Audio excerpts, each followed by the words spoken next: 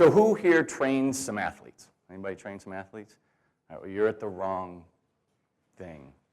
This says, should you be training personal training clients like athletes? So did you guys want to go?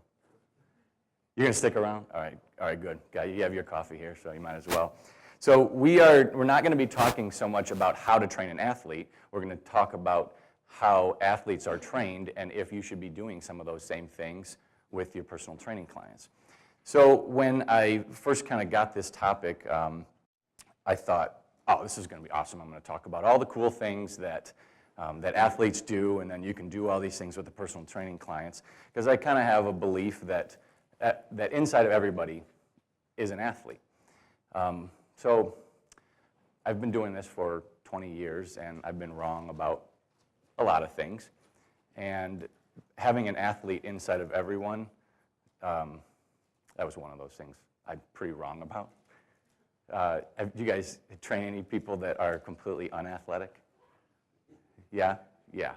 We all do. You know these people, and I will refrain from making fun of them and calling them names that we all call them, but there are a lot of people who are unathletic, and those people should not be trained like athletes. And those are probably people that you are training, and that's some of what I call personal training clients. You've got some people that are somewhat athletic, and you've got some people that are completely unathletic. So it hit me, and I was like, I can't talk about that. Now I have to talk about all the things that you shouldn't be doing, that athletes are doing, and that you absolutely should stay away from. But then I kind of realized that, or at least I hoped, that personal trainers are not like the general population. At least I hope not. The general population, I've heard advice several times from people in the industry that when you're writing or speaking, you should just tell people what to do. Just give them the short answer, and don't worry about the gray area. But again, like I said, I've been doing this for so long that I don't see things in black and white anymore in this industry. There are shades of gray in all of this, and I'm not talking about the book 50 Shades of Grey, dirty people, but I'm talking about like there's gray area in all of this stuff, and it's not so black and white anymore. So rather than just spoon feeding you today, like I feel everyone in this industry wants to do to the general population, I would rather have you think about the things that you're doing as a personal trainer, how you are training people, and your entire approach. And then we're going to explore some concepts from sports performance, and hopefully you can then figure out how and when some of those concepts are going to fit into what you're doing. And then hopefully I'm going to tell you some of the things that I think should not be done, and you can kind of think about some of those things. An example of the spoon feeding and the problem that I see in our industry just happened to us yesterday morning. I was having breakfast with Frank, who works with us, and Nick Tuminello, and the waitress saw that we were at the personal training conference. So afterwards, she said, "Oh, I've got to ask you a question. What do I do for this?" And I know that she wanted to hear, like, do this. But in my head, I thought, oh my God, like, this is exactly what I'm talking about. People, there's no answer for that. There's no answer for that. Nick had a good answer. He said, do push-aways, push away from the table. But yeah, that's a good one. You guys you can borrow Nick's line. But really, like, there's not a simple answer, and it's the same way with all of this stuff. So I would love to get away from the idea that we have to just give simple answers, and instead, there's got to be some more thought. And we have to look at what's out there, look at the research, look at the data, look at what's working and what's not working, and then make informed decisions based off of that stuff. So that's kind of what I want to talk about. So given the topic, my definition of an athlete is a person who regularly participates in sport and whose primary goal and training focus is on competitive performance. So given this, do a lot of you train athletes? Yeah? Good. Because that changes. That changes things, because a lot of personal trainers will train people who, they run a 5K a couple times a year, and they want to say, well, I'm training this athlete. I don't really think that is an athlete per se. That's someone who's doing recreational sport versus someone whose primary goal and training focus is on competitive performance. Now, the key to that, to this statement and to a lot of this presentation, is that part right there. primary goal and training focus. We know when an athlete comes to us, we figure out what their primary goal and training focus is. I don't think that a lot of personal trainers know what their client's primary goal and training focus truly is. And that gets us to our professional responsibilities. So I take this stuff really seriously. I've been doing it too long, spent too many years in school to just think like, oh, personal training is just anybody can get a certification and just do whatever the heck you want. I take this really seriously, and I take it personally when other personal trainers are doing things that I think are garbage. And that's why I love that people come to conferences like this, so that the garbage starts to kind of get sifted out. And so I feel like you guys are probably preaching to the choir, but I think we need to know what our professional responsibilities are. For your clients, time is absolutely gold to them. You do not get to spend a whole lot of time with your clients. Most of your clients, do you train them for an hour once or twice a week? Who, for most of your clients, is it an hour once or twice a week? Okay, maybe 3 times a week? Okay, so you have 2 to 3 hours a week to get done everything that needs to be done with them. 2 to 3 hours a week. So you're talking 120 to 180 minutes tops, and that includes like all the fluff and everything that's going to go into some of the training sessions anyway. So you don't have a whole lot of time. That is very different than athletes, as we'll get to in a second. But their time is gold, and your time is gold because you're trying to get results for them. And in that limited amount of time, you better know what their primary goal and training focus is so that you can organize and structure a program that's going to get them towards that. Because I'll see people, I like going to commercial gyms to work out myself, so one, I don't have to answer the phone and do all that other crap, but also I just enjoy watching the crap that people do, and I like watching what personal trainers do at some of these places. And I will see people taking like a 50-year-old man, and they're over at the tricep push-down station for like 20 minutes. And I'm guessing that guy's primary training focus is not to get jacked up triceps. So in my head, I'm thinking, like, you're wasting a third of your time just doing tricep pushdowns, which there's nothing wrong with tricep pushdowns, but is this guy's goal, like, are we getting closer to the goal by doing that? And what ends up happening too is I see a lot of trainers I say they're just making stuff up. Just making exercises up. They're just, you guys work with other personal trainers and you kind of get to look around and see what people are doing. I think sometimes there's stuff that I'm thinking, where did this person even come up with this exercise and what do they think they're supposed to be doing? And a lot of times I feel like personal trainers are entertaining themselves, not training their clients. We're trying stuff out. Oh, I saw this on YouTube, so I'm going to try this. Or there was a concept that I heard at a personal training conference, and it sounded really cool, so now I'm going to entertain myself by implementing it with my client. So you're using your client's time, which is their gold, for your entertainment and your experimenting and figure out what you like and what you want to do. And I think that's garbage, and I think it's not professional, and I think we should stick with things that work, which we will get to in a minute. You also need to progress every day. I will see a lot of clients working with personal trainers who they're not getting stronger, or they're not losing weight, they're not getting more flexible, they're not getting in shape. Usually they're getting in shape, but there's a lot of times where there's just so much fluff and so much stuff that's not really getting a person towards their goal. For example, if I'll see like middle-aged overweight women and the trainer has them doing like agility ladder drills for half an hour. And I think that has nothing to do with what they're trying to do. It is a waste of their time to be doing stuff that's not getting them directly closer to their goal. So we need to start limiting the stuff that isn't getting them closer and really focus on the stuff that is. We'll get to that too. I also believe that when you are training a client, it is showtime for you. There was a movie back in, I think it was in the 80s, where this guy was, like a choreographer, a director, an artistic director of a dance show or a dance program. And every morning, he was on massive amount of drugs, but every morning he would wash his face and look in the mirror and say, "It's showtime." And then no matter how he felt, do you guys remember that movie? All That Jazz. Yeah, that's right. And every morning, no matter all the drugs and stuff that he did the night before, he would wake up and he would put it on and he would go out there and he would be fantastic. We need to do that too.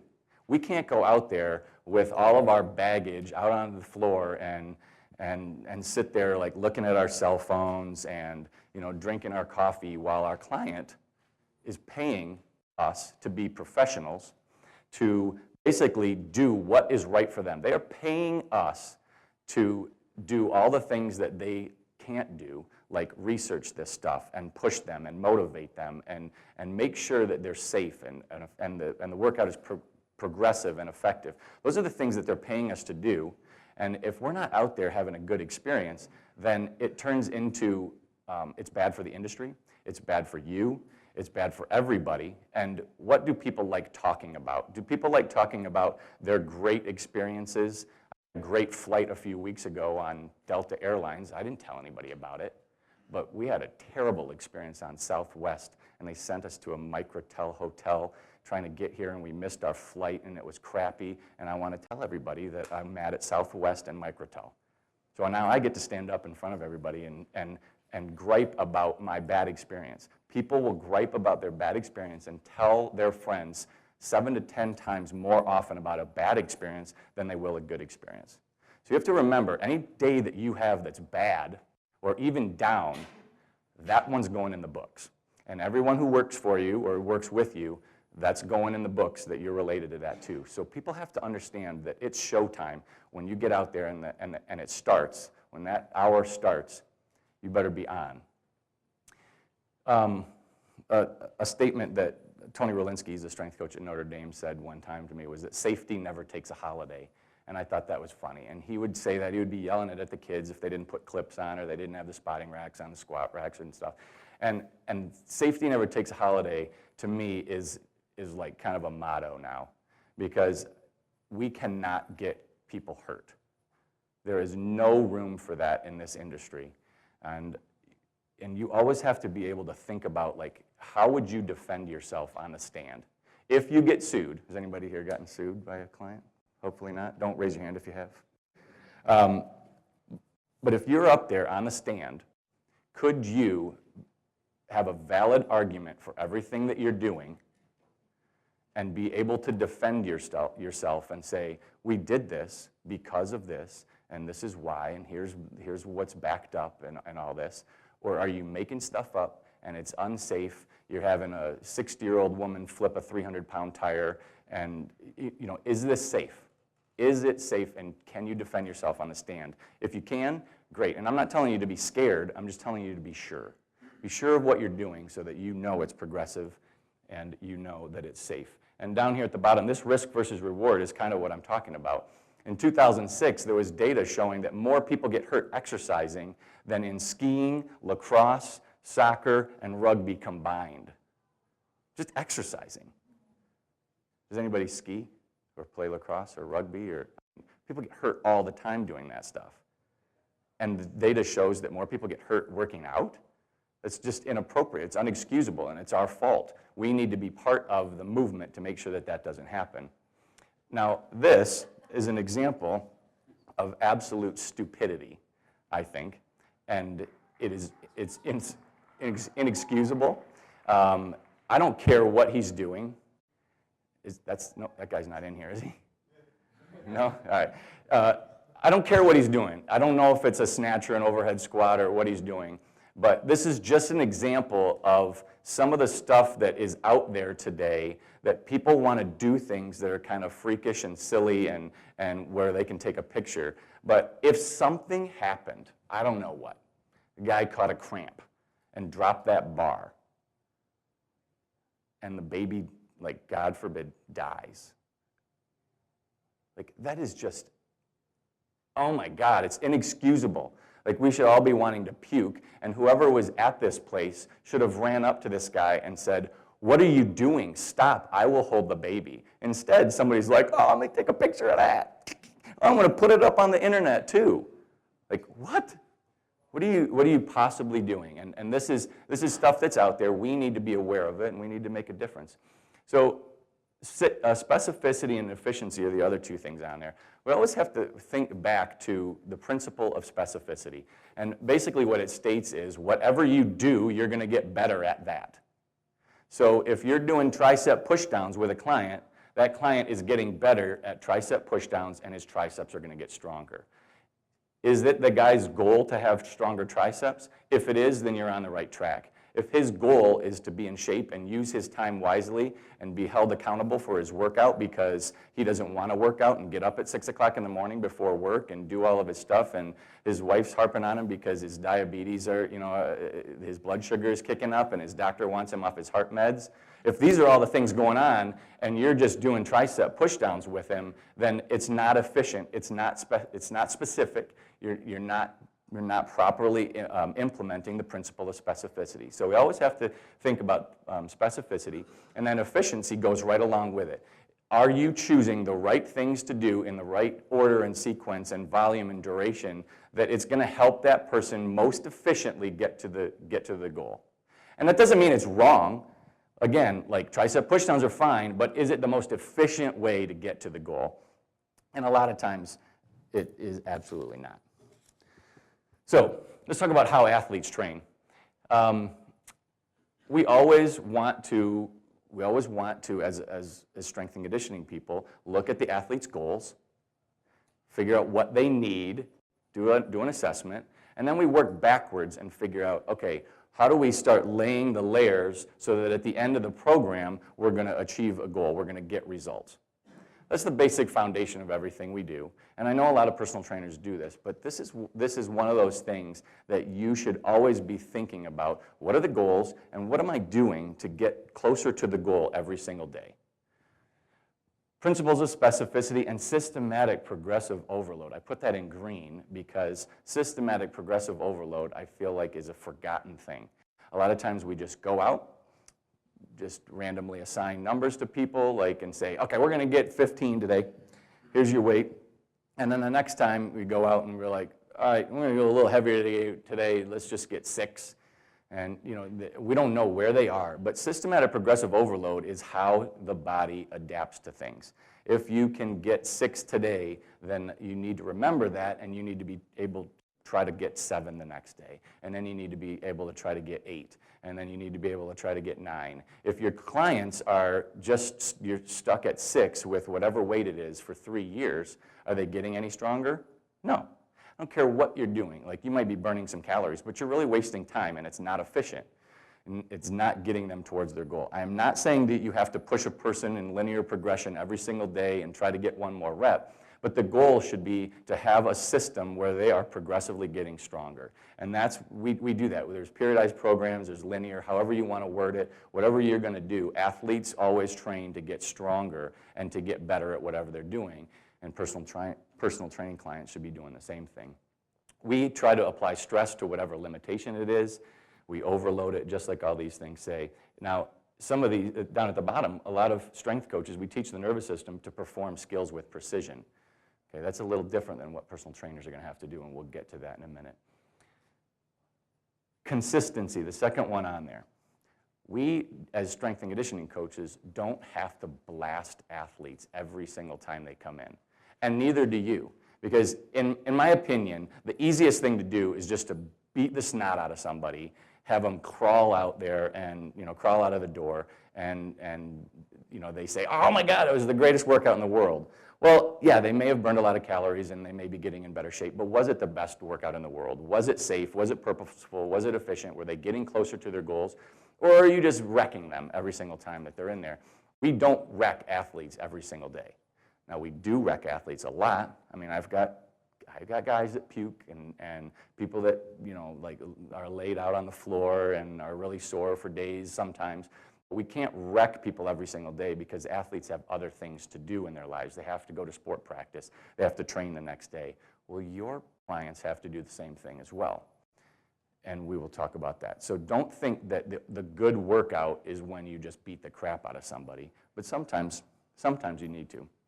Now these two people down here at the bottom also taught me some lessons. So we got Antonio Gates, who is arguably the greatest tight end or one of them in the history of football, and Jalen Rose, who played basketball in the NBA for years.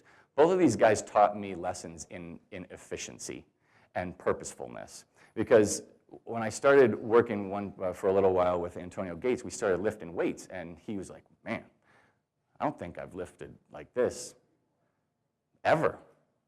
And it hit me. Like, I wanted to say, well, you're gonna lift weights hard here, we're gonna go at it, we're gonna do this. But all of a sudden it hit me. I was like, wait a minute, you're already one of the greatest athletes in the world, and you don't have to lift that hard. Maybe that's not important for what you have to do. And Jalen pretty much said the same thing to me when I was trying to explain to him how getting stronger would help him play defense better. And he laughed and goes, defense? He goes, nobody pays me to play defense. And I was like, what are you talking about? And he's like, I always just check the worst guy on the other team, and as long as I score more points than him, I get paid. And I was like, oh, okay. That's, all of a sudden it hit me, for Jalen Rose, like, that wasn't a goal of his. So if I tried to cram it down his throat and convince him that you need to get jacked and you need to be stronger so you can play better defense, I'd be going down the wrong path, wouldn't I? And it's like your clients too. Like, you may be thinking, like, this is going to be really good for you to learn how to squat, or I'm going to teach you how to do a power clean because this is really good for you. But in reality, do they need that stuff? And are you going down the wrong road? Is it a waste of your time to even bother with some of this stuff when you could take more simple exercises? So I started putting him through circuits. Like, he doesn't care? Okay, he'll run his butt off. He'll run forever, loved agility drills, loved plyos, loved all that other stuff. So I had to figure out what was right for him. And it made sense, and it made me learn something about how people work. Now, a lot of other athletes that I get to work out with love working out, and they'll do anything that you want. So I don't want you to get the idea that every athlete is like that. All these people here will do anything that you throw at them, and they love it, and they get into it. So there's another difference, but you probably have clients that will do anything that you want also. So you're going to have some variation in there. So here's what athletes need, and here's what most PT clients need. The first thing at the very top is probably the most important. For athletes, form always follows function. They want to be able to do stuff well. They need to work. Their body needs to work. If it looks good too, fantastic. But first they have to work. They need to be able to do stuff. Personal training clients, most of them would rather look good than work good. Am I kind of right on that? Like, most of your clients, like, they might care if they can do day-to-day things and all that, but they don't care about running a fast 40 or getting out and and getting up and down the floor on the basketball court like an athlete would. They want to look good. So that's the basic difference here, is the form versus function. Now, all these things in green, these are things that are pretty much the same. Everybody, all of our clients need upper body strength, lower body strength, core strength, shoulder strength, some correctives possibly, and some flexibility and mobility. It's basic stuff. Keep it really simple. But then all these other things, your personal training clients probably don't need to learn how to accelerate properly. They don't need to do much speed work or sport-specific agility and power and grip strength and psychological stuff. Just like most of my athletes don't need to worry about general fitness, general cardio, fun. I don't care if it's fun. Your clients, they probably you've got to keep it kind of fun. You got to sell it. Most athletes understand, like, their goal is to get better, and they understand that this is getting them towards their goal. I don't have to convince them that we don't have to keep it fun every day. Focus on basics and then accountability. You're there to hold people accountable, because most of your clients probably don't want to be there all the time. Otherwise, they would just be doing it on their own. The biggest thing on here, and I wrote it big, is skills. You don't have to worry about their sports skills. Athletes do. And athletes spend hours and hours and hours working on sports skills. And if you look at some of the people that have amazing skills, do your clients want to look like these people? I mean, I don't know if you can see it real well, but like Wayne Gretzky, arguably the greatest hockey player of all time, whether you like him or not, like, he looks like crap. And Kevin Durant, does anybody want to look like Kevin Durant? The guy at the bottom right. Pete Rose, again, like maybe the greatest hitter in baseball of all time, there in the middle. Like, you look at his body and it's so basic. Like, it doesn't look good. Like, I'm pretty sure that if you put pictures up like this and said, hey, you know, if we train like athletes, this is what you're going to look like, people are going to think, no, thanks. It's not really what I want to look like. They want to look like these people, right? These are the athletes. When people say, you know, hey, I want to look like an athlete, I want to be athletic looking, this is what they're thinking about. Not the skill stuff. Like, nobody wants that. Oops. They want that. And there's a difference. So you have to know like how to get to look like this rather than to look like the other people. These people spent a lot of time working on sports skills. These people like working out. And it also so happens that they're good at their sports skills and put enough time into it. So your approach to training your personal clients, your personal training clients versus an athlete, the approach should be fairly similar in the sense that you should first make sure you're figuring out what their goals are, and then you should start designing a program that's efficient, safe, purposeful to get them towards their goal. The program, though, and how you implement it, that's going to be very different. You don't need your personal training clients looking like this guy that I had on a leg press. There's no need to just be blasting somebody on any exercise to the point where they're screaming and in pain, because for most of your clients, they're probably not going to come back. Now, you may have some that just love it. You guys have some clients that just love getting their butts kicked and just brutalized. So those people, you can push them. You can drive them really hard. But for a lot of people, it's not necessary because if you look at the research on strength gains, a lot of it shows that over the course of like 12 weeks, like the strength gains of different programs are very minuscule. So you could have a program that has like 8 sets of bench press or squats versus 1 set of bench press or squats versus 2 sets of bench press or squats. And over the course of 12 weeks, that's 12 to 16 is a lot of the research. Over the course of that time, at the end, the programs that had 8 times as much volume, the actual improvement on a bench press is like 5 pounds greater than just doing 1 or 2 sets. Is that pretty accurate, Brad? Okay, so I'm not telling you to just do 1 set all the time. I'm not telling you it all has to be just, you know, HIIT training.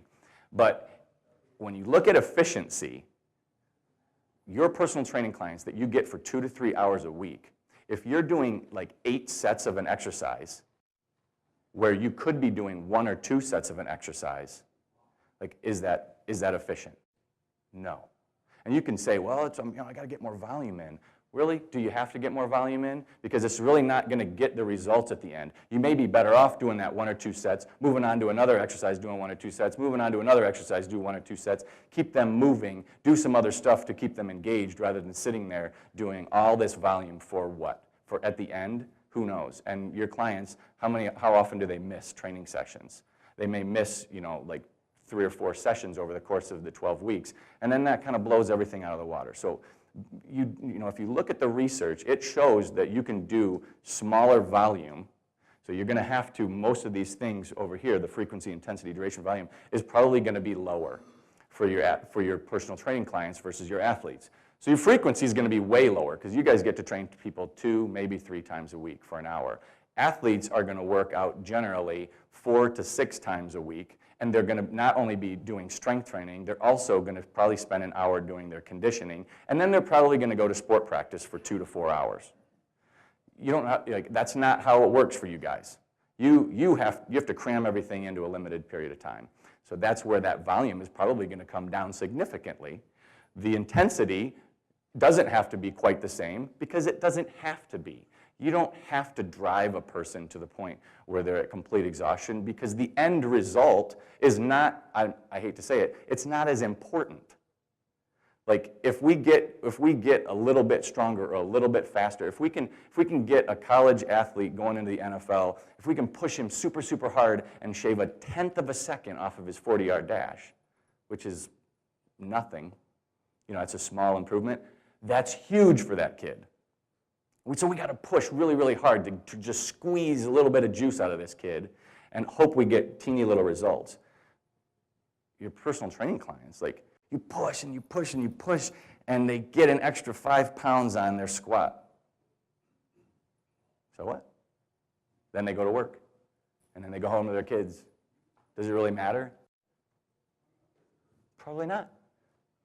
Like maybe to them, they want to get better. So if their goal is to put up more weight, then great, you're going to push them. But how many people do you train that their number one goal is to just push more weight? Like it's probably not many of you. All right, so PT goals. Hey, there's a picture of Ian. Lauer, yeah. So personal training goals. What is your client paying you for? And this is where you have to start figuring out exactly what your client is paying you for. Is it weight loss? Is it to look good or feel good? Injury rehab? A lot of them just want some instruction and some safety. They want to know that they're doing things the right way, using the equipment properly, getting some good results. They might not even know what their goals are. How many clients do you think right now, can you think of that you have, that your clients probably don't really know what their goals are beyond, I just want to look good and feel good? Do you have some of those people? I do. We have a lot of those people.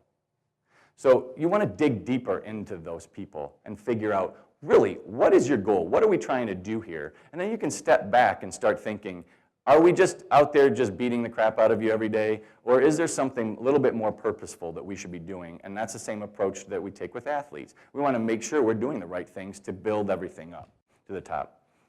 We already kind of talked about performance versus aesthetics and the outcome-based versus general. But those are things that you really want to focus on, especially the performance versus aesthetics. And that's kind of what we talked about.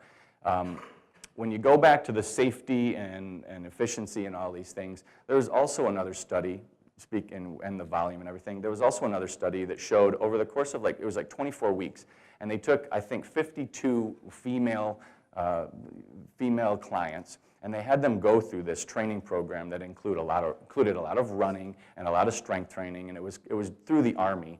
And they slowly increased the volume and the intensity of everything, and at the end, they kind of came back down. Well, a ton of women got hurt, and when the volume kicked up, and they were running longer, and they increased the weights, when the weights got heavy, a ton of people got hurt, and they started dropping out.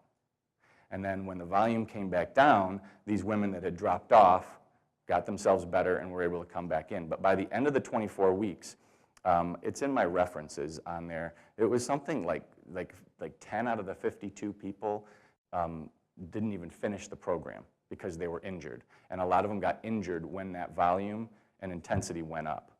So if you think about that for your own clients, is there really a reason to put maximum weight on their back for a squat? Or is there a reason to have somebody that's a housewife go out and do just long distances and long amounts of cardio and running to where her joints or his joints are just wearing down? Or if you do a little bit more moderate amount of exercise, are they still going to be able to get the same amount out of it? Now, for people, here's where the good stuff comes in. For most of your clients, they're not athletes, but the workout that you have for them and working out with you, that is their sport. So their sport now is what you're doing with them. And God bless CrossFit and Reebok for pushing this. Do we got any CrossFit people in here? So God bless, only two? God bless them for creating something that the workout is their sport. And these people are into it. It gives people a reason to train because they want to get better at it. They want to hit a new number. They want to beat their time on Fran or I don't know whose names are Alice, whatever the names are. It also gives cute girls a reason to wear their socks high and not much clothes and pick up really heavy things. And that girl down there probably loves it because she may not have been an athlete, a competitive athlete. All of a sudden, now she can pull those socks up and put on her spandex and feel like, I'm an athlete. I'm getting better. Like, I've got a goal. So now she has a goal and she can start doing it. Now, there are problems with CrossFit, and you guys probably see them too. Problems with CrossFit is that anybody can now get certified. It's super easy, low barrier of entry. So you've got a bunch of wackos that have no business doing CrossFit. And I really think it got big too fast. And like one of the biggest problems with CrossFit, and I'd be mad if I were you guys because you're probably good at CrossFit and teaching because you're here, is YouTube. Who here has gone on and looked at CrossFit fail compilations on the internet? Okay, so there you go. There's so much garbage out there with CrossFit that it then makes you guys look bad. Just like when any of you or any other personal trainers are doing stupid stuff, it makes me and you and you and you look bad. Okay, it's the same idea. So that's where we have to be more educated and help more people to do the right things. So CrossFit's got some great things, and then there's also some stuff that just has kind of like, the integrity has dissolved, I think, a little bit, unfortunately. So what we can do, and this is the cool stuff, we can start creating athletic adults. Whether they are athletic or not, we can start trying to create some athletic adults. And one of the most motivating forces in a person's life is the feeling of competence. As they get better at something, they start feeling more motivated about everything they do. Now, this is kind of sports psychology. The better they feel about their sports skills and what's happening in their lives, the better they will perform. But it's the same way when you're training your personal training clients. If you give them some sports type things to do and some goals and some challenges, kind of like what CrossFit does, then as they get better at it, they feel more motivated. As they feel more motivated, they want to work harder. As they work harder, they get better results, and then they want to get even better at what they're doing. So what I started doing, and these are two brothers. I trained 4 brothers, 4 Chaldean brothers. They're only, you guys know what Chaldeans are? It's huge in Michigan. It's basically a Christian Iraqi. And they're hilarious, and so I got 4 of these brothers. They're like the only non-athletes that I train, and they want to be athletic. So I will put challenges in front of them, and the challenges are, you can start doing this as part of your assessment. I've even recommended to a lot of personal training staffs that instead of just doing like FMS or whatever movement screen you're doing or your general PAR-Q and stuff, you start after a little while implementing these challenges. And the challenges can be real simple. So let's say you've got somebody that's relatively healthy and they can exercise a little bit. They're just maybe a little bit out of shape. You can create a test for them that is something like, you're going to get 10 push-ups, you're going to do 5 chin-ups, you're going to do, on a 12-inch box, you're going to get 20 jumps, and then you're going to run up and down the training center 5 times, and I'm going to time you on it. Okay, so that right there is an assessment of their strength, their endurance, all sorts of different things.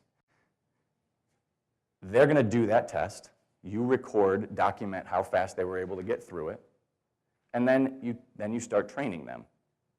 And at the end of maybe a month of training, when you know that they're better, you tell them, okay, we're going to go back to this. And on the first day, I've done this with multiple clients, on the first day, they're just god-awful at it. Okay, the time is, it's not that good.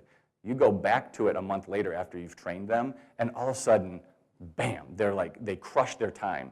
That is so motivating to people because now they don't care if their hamstring flexibility is a little bit greater or if their FMS score on an overhead squat went from a 1 to a 2. Like, they don't really know anything about that. But when they can see that, oh my God, it took me 13 minutes to do that before and I just did it in 5.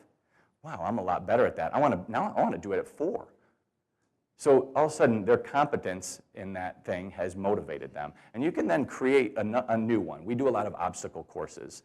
And we'll create an obstacle course, have them go through it, and then later on, they'll retest it. So something that I think you can do is the model that athletes use is the teach, test, train.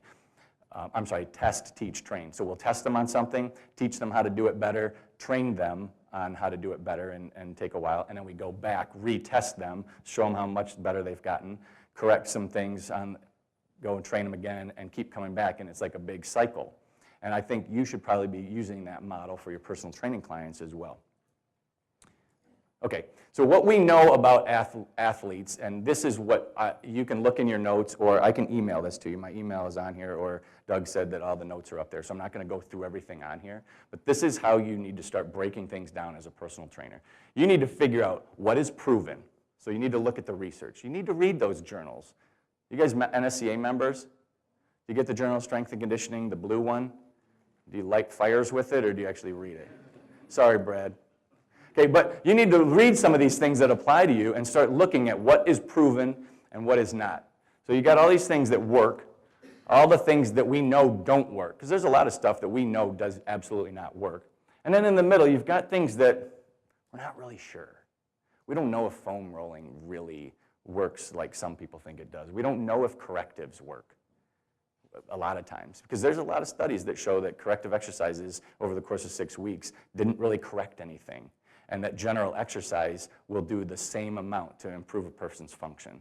So we don't really know all these things. Periodization is on there because we know periodization works, we just don't know what kind of periodization is best. So what we need to then do is spend, in the green, most of our time doing the things that are proven, a little bit of time doing things that we think and hope work, and then spend a little bit of time, real little bit of time, doing stuff that we think is fun or the clients may like. You're then going to create your own list. So you have homework now. You need to go home and start figuring out what you know is proven, what you think and hope works, and the things that you know don't work. Stop doing the things that don't work. Stop telling people things that are not true, and stick with the other things that are more on this side. And again, I kind of got it started for you. I can send it to you, and my email will be up here at the end if you want that. So things that you shouldn't do with your clients. Okay, this dude standing on a ball with 225 pounds on his back might be the stupidest thing I've ever seen, besides putting a baby strapped on you and doing overhead squats. We should probably, with most clients, stay away from super high impact plyometrics. The risk versus reward just doesn't show that it's necessary. You can do small jumps and you could be jumping around. That's awesome. But like having your 40-year-old dad drop off of a 36-inch box and then like bound out of there, like what for? So he can get hurt? Like it's not. There's a lot of plyometric studies showing that people like drop out because they start getting hurt. There's no reason to create tendinitis in a personal training client's knee just because he's trying to get in shape. It's just not necessary. Olympic lifting, in my opinion, I like Olympic lifters. They're great for athletes. Waste of time for an adult. There's no reason that somebody should be doing it. Risk of injury is quite high. The amount of time that it takes to teach these things is incredibly high. And then the amount of supervision it takes is huge. And then one bad rep, they're hurt. Is that safe? Safety took a holiday there, I think. So I wouldn't do much Olympic lifting with people. You can do some explosive exercises. Maybe you do a high pull, but why catch? And when the catch ends up looking like that at the bottom, which you see all the time you see bad technique. Even when the person knows good technique, there's bad technique. So there's really no reason to do it. So anything dangerous or with poor technique, you don't need to spend time on mechanics or sport-specific speed, max weights we talked about. These are things that you probably don't really need to be doing. Things that you should be, here's some pictures of stuff you don't need to be doing. You don't need to be standing on balls. You don't need to have an overweight 50-year-old lady flipping a 300-pound tire. What for? If you're going to flip tires, are you going to use technique like that at the bottom? I hope not. The dude that just got buried on a 1,000,000-pound squat but forgot to put the safety catches in? Like, what are you doing? And doing a 225-pound overhead squat on one leg, and you have to, in your picture, wear like knee braces. Like, what are we doing? Are we trying out for Cirque du Soleil here, or are we actually trying to get somebody better? And not to rip on you guys, but I think CrossFit and some of this stuff has put out there that we should do freakish stuff. Because CrossFit people can do freakish stuff. They're doing like 50 muscle-ups and stuff. Most people aren't going to do that. So stay away from the freakish stuff unless you have some freakish athletes that are doing some things. Okay, so here's things that we should be doing, though. You should be doing things that are athletically related, and you can throw them in between a lot of different things. We can run and jump and turn and lift and throw and carry and balance and teach people how to work. We should be testing people. Athletes get tested all the time. That's how we know and evaluate if our programs are working. We test, we teach, we train, and then we recycle it. We test, teach, train. You should be testing people to see if your programs are working. You should have some sort of cardio test. Maybe you stick the treadmill up on a 15-degree incline and put it at 8 miles an hour, and you see how long they can go. And if they can make it 30 seconds right now, and 3 months from now, they can make it for a minute, that's a huge improvement. And people can they can see right there on paper, we did this test before, now we're doing this test. If you're not testing them, now their only test is looking in the mirror and getting on a scale. And you know how slow that works. And a lot of times as you start looking better and losing weight, it happens so slowly you don't even notice it. And people aren't excited about it. But when you can show them a definitive test, you did this before and now you can do this, oh, this is working. Now I'm going to trust you more, and now I'm motivated, and now I want to beat that score the next time. So I'm going to work harder because I know that test is coming up again. Regressions. All I hear all the time is about progressions. And we want to get people to the next exercise and the next exercise. That's for you. You want people to be able to do the next exercise. They don't care. Your clients don't care if they're on a leg press versus standing up doing a squat or a trap bar squat or an RDL. Now, you may think that you're going to help them function better, which is awesome. That's great. But they don't really care. So try to take a step back and stop worrying about entertaining yourself and what you want to do, and start working towards what they need to do. And we can do all these things. We can have some fun. I really suggest that if you have athletes, like former athletes, that you take some of those sports skills and you incorporate it in between things. You might have them doing a set of lunges and squats or whatever, and in between you can set out the agility ladder, have them do something, and then they come back over and do their next set of squats and then do something. My dad, who played baseball growing up, loved playing baseball. I don't think he was that great at it, but he loved playing baseball. If he was working out and his trainer in between sets like rolled a baseball to him and let him take some ground balls, that would get him up and down, get him moving around, and probably make him feel like a kid again.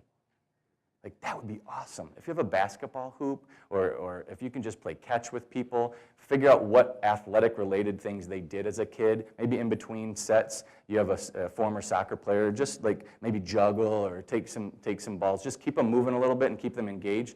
You don't have to get them better at that. Just let them play a little bit and have a little bit of fun with it. I really suggest you start taking advantage of sports skills. And if you watch P90X, anybody ever done P90X? They do all that stuff. You know, they pretend like they're taking jump shots, and they're getting the ball, and they're doing it forever. And guess what? People love it because they played that sport growing up. So you can do some of that and just incorporate sports type of activities into what you're doing in between the stuff that's your meat and potatoes. So I want to thank you guys very much. If you want to get a hold of me, if you want my notes or that list or anything, or if you just have any questions for me, that's actually my personal email address, so you can get a hold of me anytime. This is my website, ultimatestrengthandconditioning.com, which I encourage you to get on. There's a lot of great strength and conditioning coaches from all over the world that put stuff on there. And at the end of my slides, I have what I call my redneck references. They're not perfect references, but what I did was I created the reference, and then I actually said, like, this is what it showed. So it's kind of like my version of an abstract. And this is what you want to start doing, I think, in your life and to create your own lists, is look at the research and just get what's the takeaway message here and create that reference and start having that in the back of your mind so you can think if are things proven, not proven, kind of what I want. So again, there's my email address. Really appreciate your time. Thanks, you guys. Have fun at the conference.